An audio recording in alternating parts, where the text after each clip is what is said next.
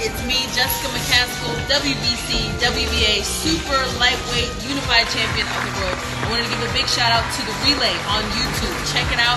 Great boxing talk show. Has all the info that you need.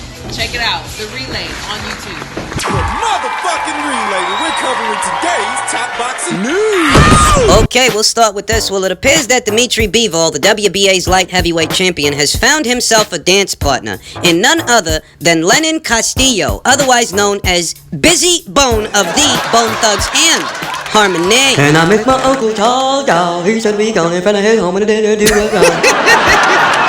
The resemblance is uncanny, but better still.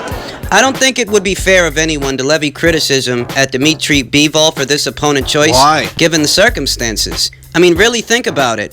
This is a guy who's already fought the likes of Felix Valera, Sullivan Barrera, Cedric Agnew, Isaac Chilemba, Joe Smith Jr., John Pascal, the same John Pascal that just went in there and upset the plans for Marcus Brown. Yeah, Dimitri Bivol done been there and done that already and beat that guy, okay? Okay. Cedric Agnew, Trent Broadhurst, Samuel Clarkson, and this is a guy who's only 16-0. Dimitri Bivol is only 16-0. He don't even got 20 fights, and he's already a world champion, and he's already fought some of the most solid guys that the light heavyweight division has to offer. You look over at the world champions, and he wouldn't have stood much chance of landing a fight with any one of them because all of those guys are busy, okay? Vozdik's fighting Beterbiev.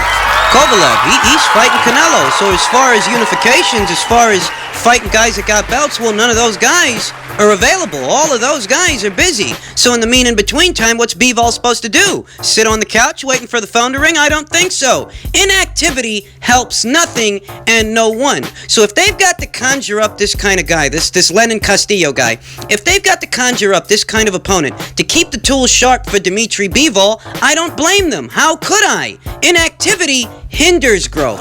It stifles progress. So if this is the kind of guy, if this is the best they could do in these circumstances, I can't criticize Bivol for it. Who else was out there for him to fight? Nobody, baby. I'm not expecting any of you guys out there to be falling out of your chairs with enthusiasm and excitement over this fight. I'm not saying that. I don't have any illusions about this thing. I don't have any more illusions about this fight than you might, okay? I understand it's a keep busy fight. I'm just saying, given the circumstances, I don't see how anyone could criticize Bivol for fighting this guy when all the good guys, they're busy, and he can't just sit around collecting dust in a mean in between time waiting for something to happen. He's got to keep the tools sharp, because I reiterate, inactivity helps nothing and favors no one. So if he's got to fight a guy like this just to keep the machine well oiled and the juices flowing, then so be it, because in all honesty, who else is there for him to fight? So for anyone out there who wants to be extra critical, I would ask the question, okay, if you don't like this matchup, you don't like this guy, name someone better that he could have fought that's actually available. He's already fought Joe Smith Jr., he's already fought Sullivan Barrera, he's already fought Felix Valera, Isaac Chilemba, Jean Pascal. I mean, these are some of the most experienced guys at the weight. Short of a world champion, he's actually already fought some of the most solid guys at 175. None of the champions are available. All the guys with belts are preoccupied. So if you insist on being critical of this fight, I would ask you, okay, who would you have him fight? Name somebody. If you can think of someone who he hasn't fought already and someone who's not preoccupied, by all means, please do, because near as I can tell, he's already fought some of the who's who guys at the weight, and the other ones, they're spoken for. He's got no choice but to keep busy with whoever they can muster, whoever they can conjure. No criticisms from me. Now, this fight has been added to the undercard of the Usyk versus Spong fight, going down on October 12th at the Wintrust Arena in Chicago. That's going to be Usyk's heavyweight debut against, a seasoned fighter, maybe not a seasoned boxer, but a seasoned kickboxer in Tyrone Spong. And we'll talk more about that fight as the fight date approaches. Better still, Bivol's fight has been added to the card, and all things considered, it's working out, it's turning out to be a decent card. You're going to get to see Usyk debut as a heavyweight against a seasoned fighter. You're going to get to see Bivol in action, and you're going to get to see the rematch of Jessica McCaskill and Erika Farias. All things considered, it's turning out to be a solid card. No complaints from me. And I reiterate, no complaints in regards to Bivol's opponent choice, because in all honesty, there just aren't enough names to go around. He's already fought some of the good names, and the other ones, they're busy. So I can't criticize the guy for it. I just can't. In good conscience and the spirit of not acting like a crabby little bitch, how could I complain? He's doing what he's got to do. That's the most I can say. It's not like he passed on a better fight for this fight. There are no better fights until further notice. But that allows us to segue into the next part of the conversation. We know that Sergey Kovalev and Canelo Alvarez are going to be fighting very soon, and there are some interesting particulars in association with that matchup. If Sergey Kovalev wins, and he proves to be too much for Canelo Alvarez, Sergey goes back to the ESPN side of things. Now, what does that mean? I'll tell you what that means. That means that if Bivol has any aspirations of unifying a title, he's going to have to cross the street at least once. At least once. Yeah, that's what that means. In all the ways that Jose Ramirez crossed the street for that Maurice Hooker fight, Bivol may find himself having to cross over to the top-ranked side of things, provided that Sergey beats Canelo. Now, if Sergey doesn't beat Canelo, the deal is that he stays on the zone for at least 2 fights. Then, Bivol, we wouldn't have to cross anywhere, at least not to get a Sergey Kovalev fight, a fight I've no doubts they'd try to orchestrate to keep Bivol busy with. It could break down that way if Sergey loses, but I reiterate, if he wins, Bivol may have to cross the street. Yeah, that's how it breaks down. Because as it stands, very soon, we're already going to have a unified champion in the light heavyweight division. The winner of Gvozdyk versus Beterbiev is going to be the IBF and WBC champion, okay? It's the biggest fight at the weight right now, short of Canelo's fight with Kovalev. That is the second most significant fight at 175, the fight between Gvozdyk and Beterbiev. And those are the kind of fights that Bivol needs to be, and those are the kind of fights that he needs to raise his profile. He's a fantastic fighter, very well-rounded boxer, but you'd never know it because he doesn't have a very high profile. So, I reiterate, he may have to cross the street depending on how the cookie crumbles. Where does it put somebody like Terrence Crawford, who people believe he also is one of the best welterweights in this division, in this sport? Well, as long as you see these kind of fights happen, like the ones you just mentioned, or if let's say Manny Pacquiao is going to fight, and just keep making this up, a Mikey Garcia, and let's say a winner of this fight is going to fight a Danny Garcia, or vice versa, or whatever, or Keith Thurman, whatever. As long as these fight happens, these are all 50-50 fights, and fights which stylistically are beautiful and are very fan-friendly. There is no, Crawford who? I mean, there's just no, it doesn't require Crawford. As long as these big fights happen, then, unfortunately, it sounds to me like Crawford is the odd man out.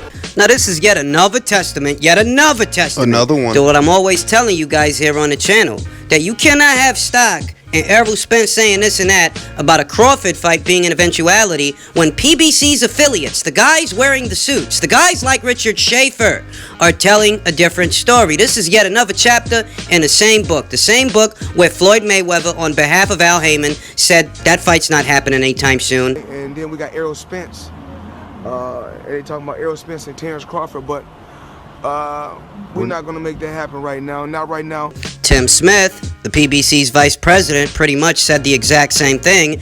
And Richard Schaefer is here proposing a round robin between all PBC's guys at 147 that could and would effectively freeze out Terrence Crawford from all the action at the weight. And the boxing community, the real boxing community, the real boxing fans know that this kind of isolation tactic, it's hardly necessary, especially these days, at a time where an outfit like Top Rank is sending one of their light heavyweight champions over there to Golden Boy to fight in a fight that's going to be featured on DAZN, after having already sent one of their other guys, Jose Ramirez, the WBC champion, to fight in a unification fight against Maurice Hooker. At this point, we can see that these kinds of tactics, they're actually not necessary, and it really is just the PBC doing this stuff, because you got Top Rank working with anybody from Golden Boy to Matchroom to main events. I mean, everybody else is working with everybody else except the PBC. So we know that these tactics, they're not necessary.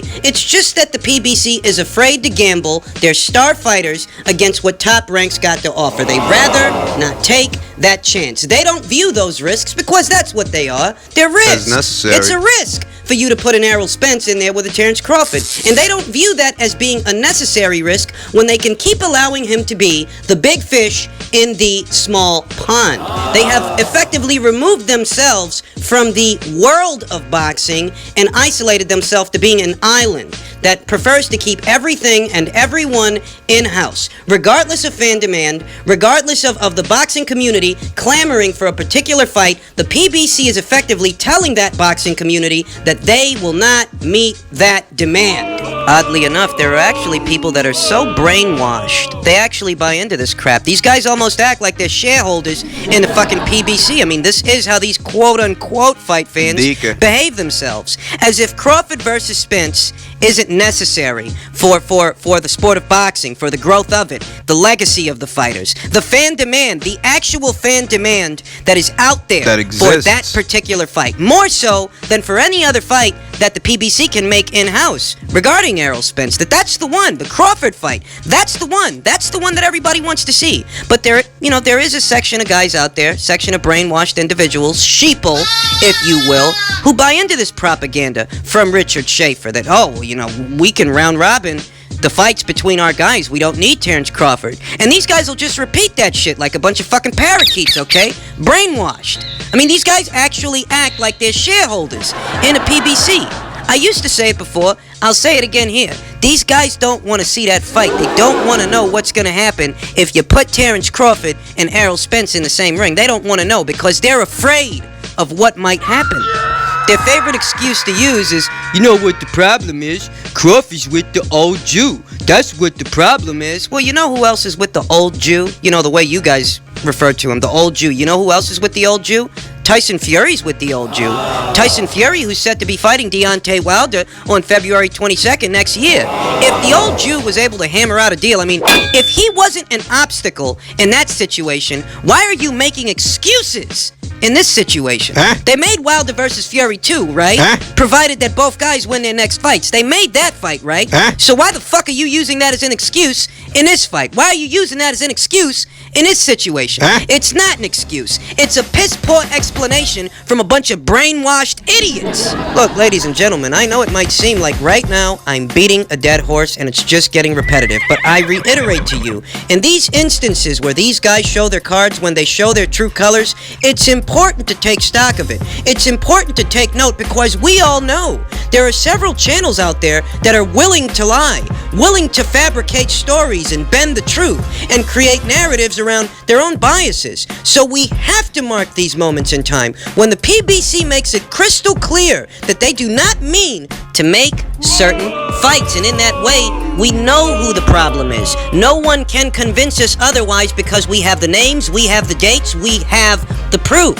We won't be led astray from YouTubers panhandling in the super chat trying to convince us to like what they like. We can see what the real problem is and where it's coming from. And it's for this reason that, as repetitive as it might seem to you, I have to regularly highlight this stuff. I gotta do it. If I don't do it, who will?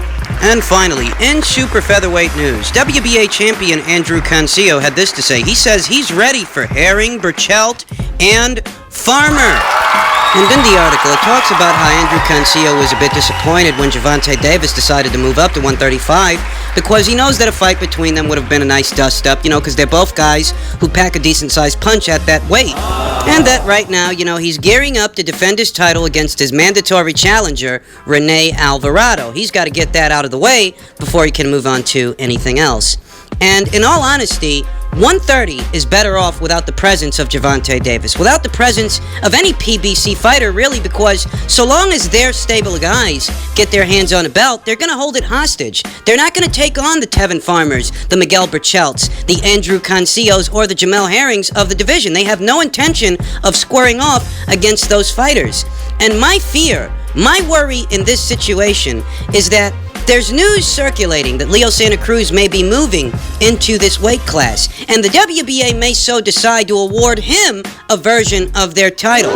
Now, if it's the regular title, I won't care. It won't bother me. If he wants to hold on to a baby belt and pass himself off as a champion, more power to him. But let the super title, the version of the title that can be unified with that of a rival organization, let that title go to Andrew Cancio. As it stands, Andrew is the only full-fledged champion at 130. But given the WBA's goofball tactics, that could change. Because lest we forget what they did to Alberto Machado. We talk about it here all the time. Y'all remember. This guy beat Jezreel Corrales months before Gervonta Davis even looked at a WBA title, okay? He beat Jezreel Corrales, who blew weight, lost his title on the scales, making the title vacant, but still available for Alberto to win it. And he won it. So for all accounts, he should have been the full-fledged WBA champion. But months later, what does the WBA do? They decide to put the super title on the line for Gervonta Davis to win against Jesus Cuellar. Okay, so it's not outside the realm of possibility that the WBA may so decide to afford Leo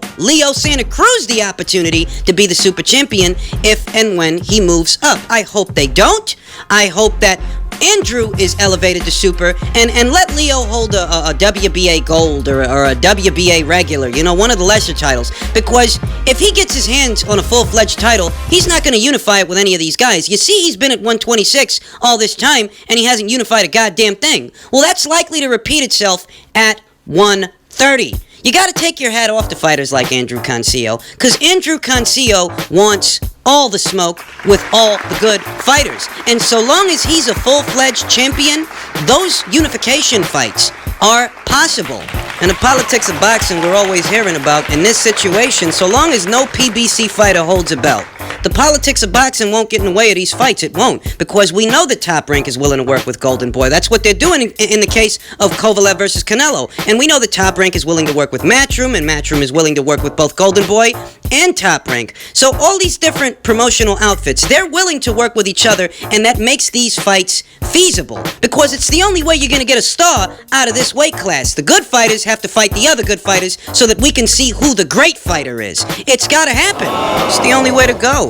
You're not going to gaslight the boxing community at large, who has a better eye for detail these days than they have in previous years. You're not going to gaslight them into thinking that your guy is king shit while simultaneously protecting him from every good fighter at the weight. It's simply not going to work. The only way you can get a bona fide star out of these weight classes is to put the good fighters in with the other good fighters so that we can see who the great fighters are. Exactly. Andrew Cancio is willing to lay it all on the line against any other belt holder in this weight class, and that's what 130 needs. It needs these kinds of fighters, and it needs these kinds of fights, of which it has been deprived of the last couple of years. Unifications are in order. 130 has stood as a division divided for many years now, and it's time for that to change. So hopefully Andrew Cancio and the other title is set the weight will collide sometime in the near future.